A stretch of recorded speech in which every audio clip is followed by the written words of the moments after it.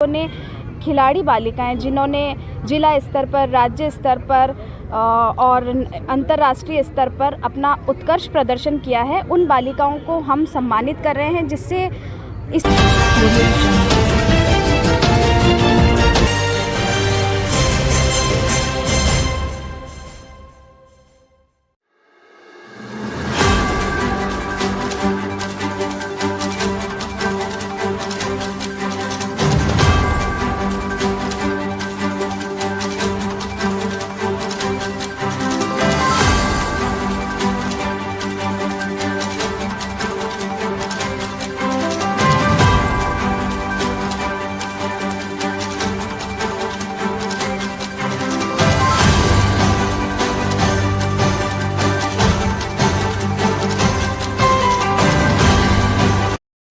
फुले की जयंती पर क्या कार्यक्रम रखा गया? आज सावित्रीबाई फुले की 193वीं जयंती सावित्रीबाई फुले राष्ट्रीय जागृति मंच अजमेर की ओर से मनोहार समारोह स्थल में मनाई जा रही है। इस उपलक्ष्य के अंदर हम लोगों ने खिलाड़ी बालिकाएं जिन्होंने जिला स्तर पर, राज्य स्तर पर और अंतर्राष्ट्रीय स्तर पर अपना उत्कृष्ट प्रदर्शन किया है, उन बालिकाओं को हम सम्मानित कर रहे हैं, जिससे इस कार्यक्रम को करने का जो हमारा उद्देश्य है वो ये है कि बालिकाओं का खेलों के प्रति रुझान बढ़े और वे आगे से ज़्यादा संख्या में खेलों में पार्ट लें। कार्यक्रम कहाँ पे, किस जगह चल रहा है? ये मनोहार समारोह स्थल 7 पीपली आदर्श नगर अजमेर में चल रहा है और आज की जो हमारी मुख्य अतिथि हैं वो है प्रिया सिंह जी मेघवाल।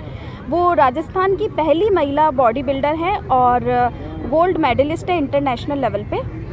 कितने बच्चों को पारितोषिक किया गया? लगभग 55 से 60 बच्चों को सम्मानित किया जा रहा है। मैं ममता चौहान, सचिव सावित्रीबाई फुले राष्ट्रीय जागृति मंच।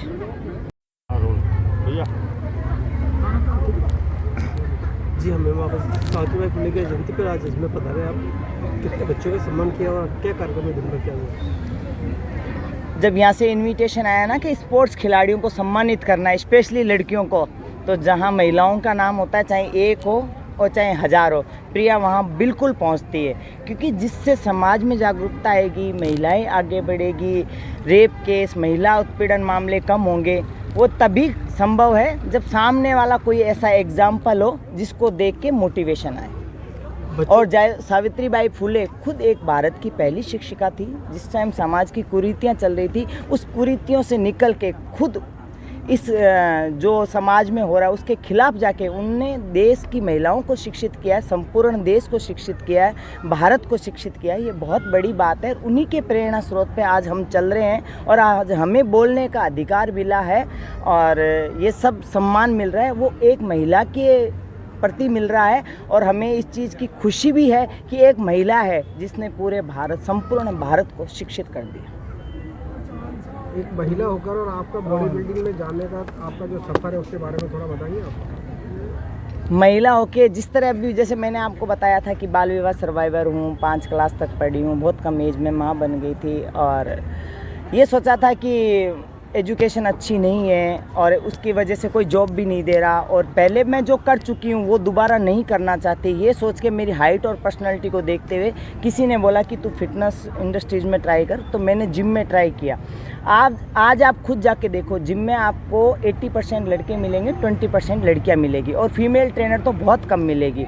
और जिस टाइम मैं जिम जाने लगी थी उस टाइम कोई नहीं था और तब मेरी इतनी रुचि थी कि प्रिया तुझे कुछ करना है और इस फील्ड से बेहतर मिल नहीं सकता। अगर ये तूने खो दिया तो तेरा वही खेत, बकरी, चूल्हा चौका वो सभी करना है, तो तुझे इसमें बेस्ट करना है। और ये सोच के मैं एक जिम ट्रेनर बनी और जिम ट्रेनर बनते बनते हम एक कोई वर्कशॉप के लिए बाहर गए थे, तो मैंने वहाँ अदर स्टेट की लड़कियाँ देखी, राजस्थान की लड़की नहीं देखी। तब मैंने ऐसे क्वेश्चन कर लिया कि सर राजस्थान की महिला क्यों नहीं है। तब उन्होंने मुझे बताया कि मैडम कैसी बात करते हो, राजस्थान एक पुरुष प्रधान स्टेट है, महिलाएं घूंघट में आती है, घूंघट में जाती है, और क्या उसको वापस स्टेट नहीं जाना। तो मैंने उनसे एक क्वेश्चन किया, ये और लड़कियाँ भी तो जा रही है, क्या गुनाह है। और उस टाइम मैं आम लेडीज़ थी और हज़ारों की पब्लिक के बीच में खड़ी थी।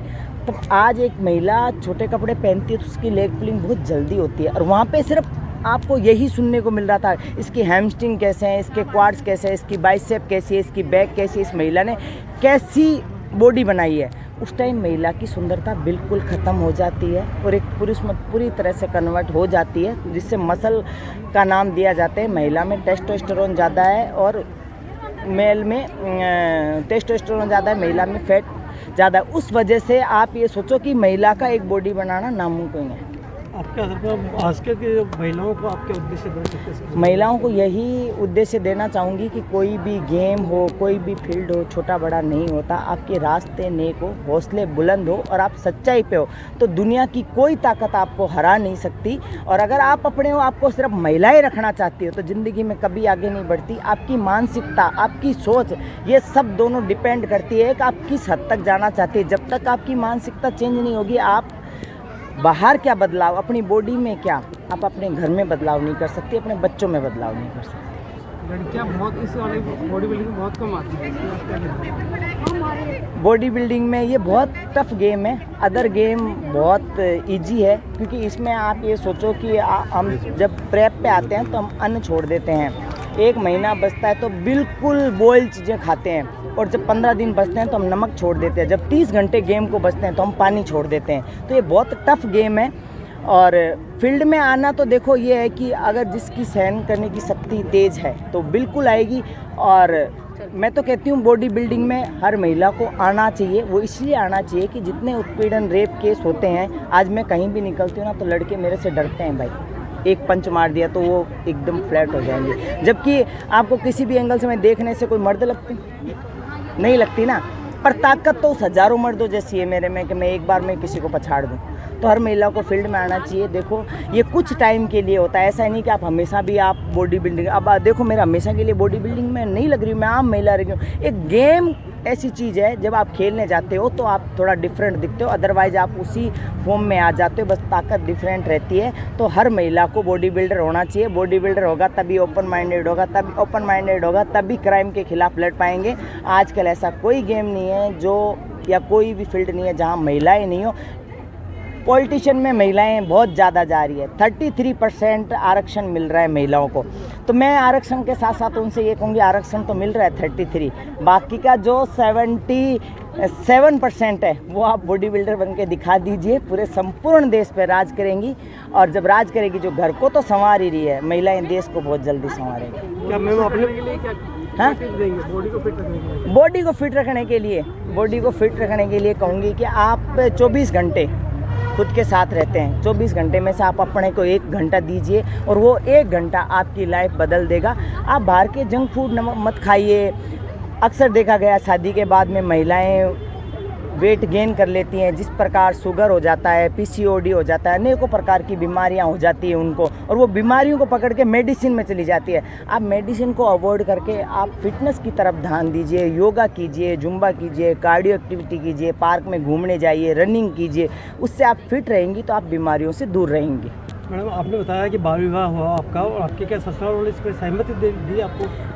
देखो एक बात बताऊं आपको, अगर घर वाले खुश राजी होते या साथ होते तो शायद मुझे मजदूरी करने की ज़रूरत नहीं पड़ती। और घर वाले अगर होते, ऐसा कुछ होता तो क्या मैं शायद बॉडी बिल्डर नहीं होती। मैं भी आज महिलाएं बैठी है ना साड़ी में, सर ढक के, और मैं तो घूंघट वाली हूँ, तो मैं भी आज किसी कोने में घूंघट में बैठी होती। पर माँ के पेट से कोई सीख के नहीं आता। मजबूरियाँ बहुत कुछ सिखा देती हैं इंसान को। मजबूरी ऐसी चीज़ है जो आप, मैं ज़्यादा नहीं कहूँगी गलत वे में जाते हैं। मजबूरी के प्रति कोई होता है ना, औरत कहाँ से कहाँ बैठ जाती है। मैंने गलत रास्ता नहीं चुन के सही चुना है। एक मर्द ही तो बने हैं, आपको अपने आप को मर्द की में कन्वर्ट करके बॉडी बिल्डर बने हो तो वो गलत फील्ड नहीं है। आज जिस तरह मेरा बिकनी कॉस्ट्यूम है, मैं स्टेज पर बिकनी पहनती हूँ। मैंने ये सोचा था इस गेम में पैर रखा था या तो प्रिया मर जाएगी या आगे बढ़ जाएगी। अगर मैं ये सोचती कि यार ये गलत है, ये चीज़ें हैं, मैं ये सोचती कि अगर कोई मुझे बोलेगा तो मैं एग्जांपल यही दूंगी कि अंदर आप स्टेट में जाके देखो, रह तो भारत में ही रहे हैं, भारत थोड़ी ना रह रहे हैं। तो मुझे जैसे मैंने सोचा था ना, उससे लाखों गुना प्यार और रिस्पेक्ट मिली है। और आज इतनी रिस्पेक्ट मिली है कि मैं इसे प्राउड करती हूँ कि मैं राजस्थानी हूँ और मैं एक महिला हूँ और मैंने ज़्यादा कुछ नहीं तो अपने स्टेट का तो नाम रोशन किया। Thank you.